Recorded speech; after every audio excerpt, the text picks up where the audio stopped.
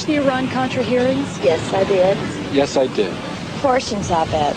I watched it for a few days. I watched a lot of it. My husband was addicted to it. I watched very little of it. But I did follow it very closely, yes. Do you think they're telling the truth? No.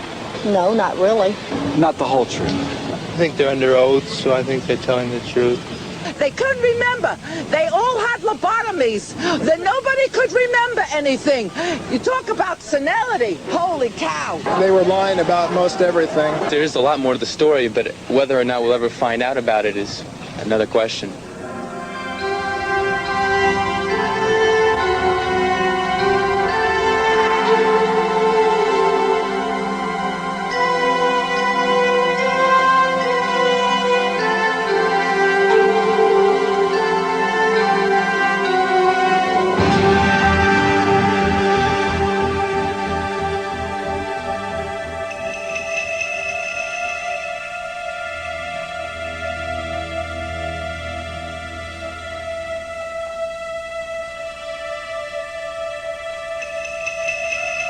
What you saw in the Iran Contra hearings was the exposure of the beginnings of a national security state which believes it has the right to override the Constitution of the United States in the name of security. I think that there was a substantial shadow government trying to run foreign affairs for the United States. In any other country, it would have been called a coup. And they seem to have gotten away with it. I'd hate to think, as many of my colleagues here have already expressed themselves, that in the process, we have shredded our own democratic fabric. These are modern-day pirates, these guys. They have escaped, essentially, the control of national governments, but they're available for use by national governments. Sometimes they move under color of and defend themselves as advancing U.S. national interests in this. But I think that's very secondary with these guys. They're out to make a buck. I did do it. I am not, as I said in my statement, at all ashamed of any of the things that I did. I was given a mission, and I tried to carry it out. The Iran Contra hearings, convened in May 1987 by a special joint committee of the United States Congress to investigate the sale of U.S. weapons to Iran and the illegal diversion of money to the Contras. For 13 weeks, the hearings were broadcast on national television. Over 30 people testified, and the committee issued a 700-page report of its findings. But there are still many important questions that the Select Committee left unanswered and unexplored. Often, the official explanation seemed inadequate and contradictory.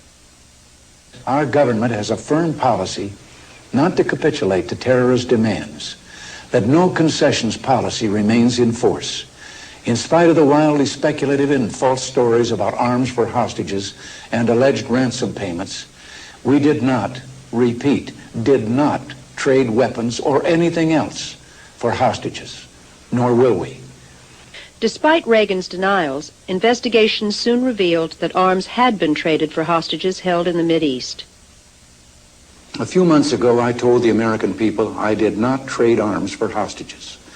My heart and my best intentions still tell me that's true, but the facts and the evidence tell me it is not.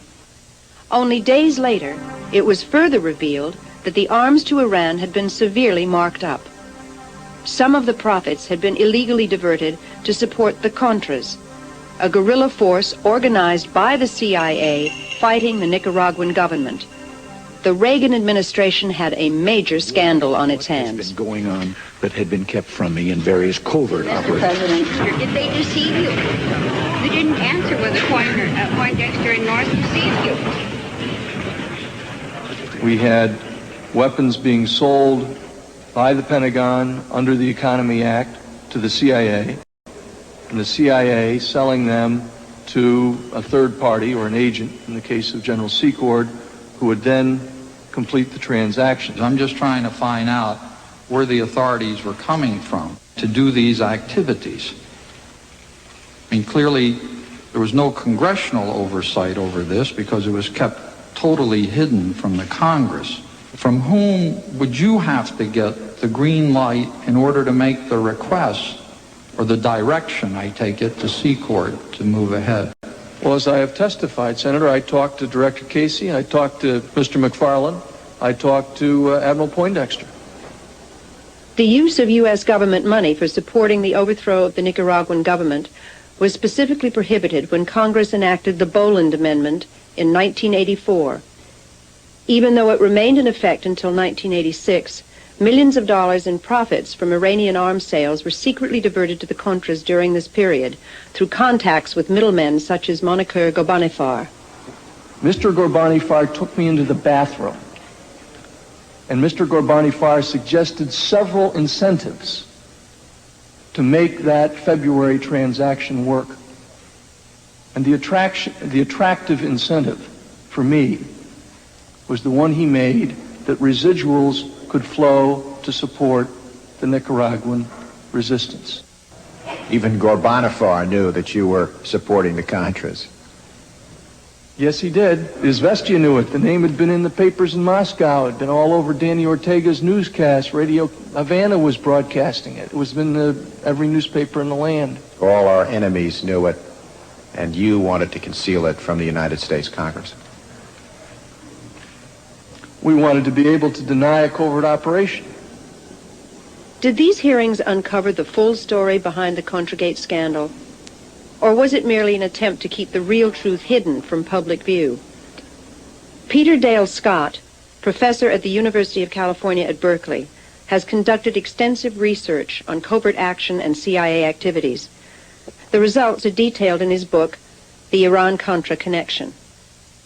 I think the real issue was that both the administration and the majority of the people in the committees were frightened that the real scandals, the drug scandals, for example, would really threaten any future conduct of covert operations on the scale that they had been handled in the past. And so they were trying very deliberately to limit the damage. This was damage control. Look only at the Iran arms sales and the alleged diversion to the Contras. The American people may very well feel that the important questions didn't get asked. So they don't have the whole picture.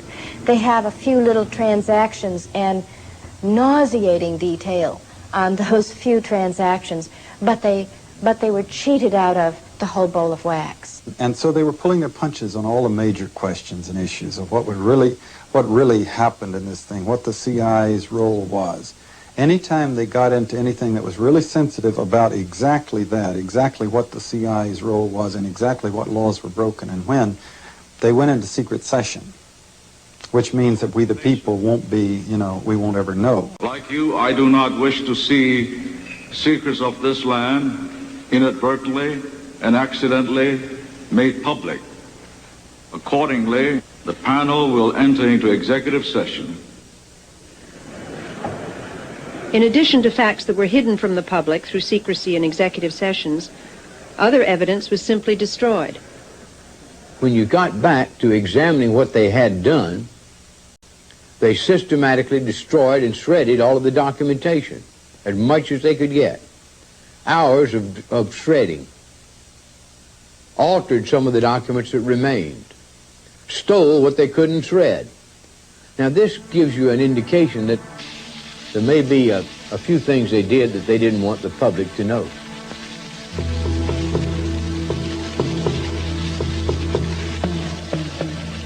I shredded. I was never told not to shred. I shredded because I thought it was the right thing to do. When I didn't have a shredder, I put it in a burn bag and they were burned. Weren't you going through your files to get rid of embarrassing documents? Embarrassing? No. Documents that would compromise the national security of the United States, documents that would put lives at risk, documents that would demonstrate a covert action in the U.S. direction and control and relationship to it, yes. Embarrassing? No.